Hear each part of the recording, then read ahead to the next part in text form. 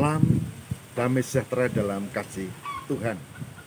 Saudara, saya Pendeta Lukas Eko Sukoco dari Padepokan Diakonia Mitra Kinasih GKJ Purworejo. Saudara, saya dan istri senang bertanam, bahkan beternak juga. Nah, salah satunya ya pohon pisang ini.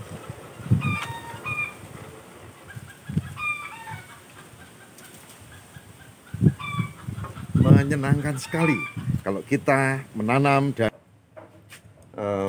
buah-buahan, tapi juga tanaman hias, anggrek, bunga, dan seterusnya. Dan kebanggaan dari orang yang menanam adalah jika yang ditanamnya itu tumbuh, kemudian kalau buah ya berbuah tentu ya, kayak pisang tadi, atau kalau bunga ya berbunga gitu. Aneka tanaman hias yang indah dan menarik. Ya,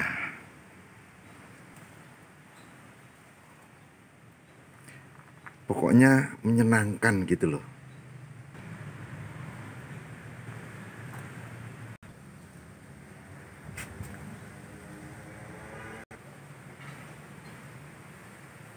Sangat indah.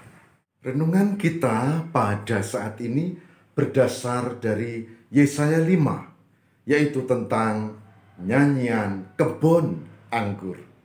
Nyanyian kebun anggur.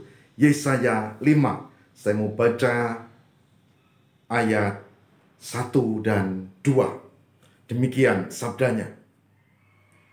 Aku hendak menyanyikan nyanyian tentang kekasihku, nyanyian kekasihku tentang kebun anggurnya.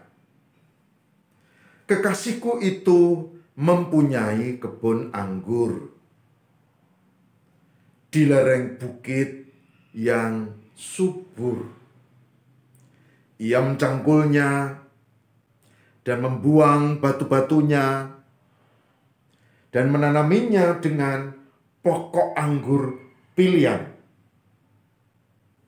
Ia mendirikan sebuah menara jaga di tengah-tengahnya dan menggali lubang tempat memeras anggur. Lalu dinantikannya supaya kebun itu menghasilkan buah anggur yang baik. Tetapi yang dihasilkannya ialah buah anggur yang asam.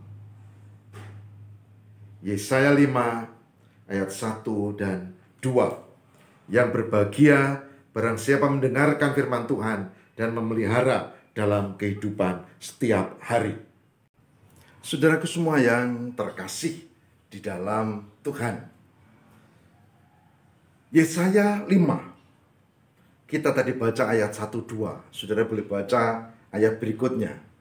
Tapi yang menarik adalah gambaran tentang orang yang menanam kebun anggur, dirawat dengan baik, benihnya benih pilihan, tempatnya subur, tapi hasilnya jelek, bukan anggur yang manis, padahal benihnya benih yang manis, tapi ternyata hasilnya anggur yang asam, kecut. Saudara, ini gambaran tentang kehidupan manusia yang diberkati oleh Tuhan, yang dirawat, disertai oleh Tuhan, yang ada penyertaan Allah, tapi tidak ada hasil. Hasilnya adalah kehidupan yang kecut, yang asam, yang jahat, yang tidak berbakti pada Allah, yang tidak mencerminkan sebagai orang beriman. Perkataannya, mulai dari pikirannya, tetapi juga perilakunya, itu gambaran tentang umat Allah zaman itu. Tapi itu juga gambaran tentang saya, tentang saudara, tentang kita, umat beriman pada zaman ini. Menarik sekali, karena apa? Gambaran ini begitu nyata. Kalau saya tanam pisang, saudara pasti tahu, kan kita juga begitu. Kita mau tanaman kita ini juga berbuah yang bagus. Kalau saudara tanam itu tanaman hias, ya maunya tumbuh subur dan indah. Kalau bunga, ya tentu berbunga dan menyenangkan. Bukankah begitu?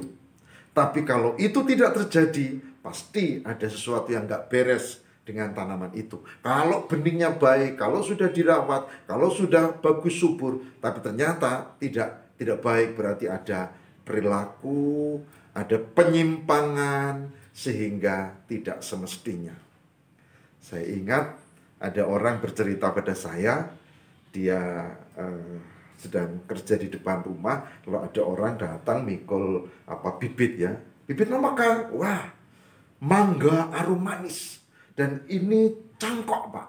Bukan dari biji. Jadi ini asli dan nanti paling ya 3-4 tahun sudah berbuah. Arum manis, iya arum manis. Harganya berapa? Kalau dibeli. Saudara, ditanam di tempat yang bagus, itu mangga arum manis. Lalu dia diberi fotonya juga arum manis, Pak, bagus gitu loh. Wah, tapi ditunggu 3 tahun katanya. Oh iya, sampai 4 tahun. 4 tahun ditunggu, nggak ada. 5 tahun nggak ada. Tahun ke-6 baru muncul buahnya. Dan ditunggu, loh kok nggak gede, nggak seperti di gambar. Kok kecil? Loh, kok nggak agak lanjut, tapi bulat ya? Ini bukan arum manis ini. Begitu sudah agak matang, dipetik, dikupas. Kecut banget nih. Nah, bukan arum manis. Ya berarti tipu-tipu. Tebang pohon itu. Bukan arum manis. Atau mungkin arum manis, tapi berubah. Bisa juga. Saya tidak sempat ngecek, tapi yang menarik adalah itu gagal. Seperti Yesaya 5, kebun anggur yang gagal. Seperti kehidupan saya, saudara, kalau kita tidak mencerminkan sebagai orang beriman yang gagal. Oleh sebab itu, sebagai hambanya hari ini saya mengajak, yuk kita hidup mengeluarkan buah yang semestinya. Dan itu akan menjadi berkat bagi kemuliaan Tuhan. Saya percaya Tuhan menyertai dan memberkati kita. Semoga Tuhan berkati kita. Marilah kita bersama berdoa. Tuhan, berkatilah supaya hidup kami menjadi hidup yang berkualitas. Bukan seperti pohon anggur yang gagal. Bukan seperti tanaman yang tidak semestinya. Semoga kami menjadi orang-orang beriman yang mencerminkan keimanan kami dalam pola pikir, perilaku, ucapan, bahkan dalam kehidupan kami. Terima kasih Tuhan.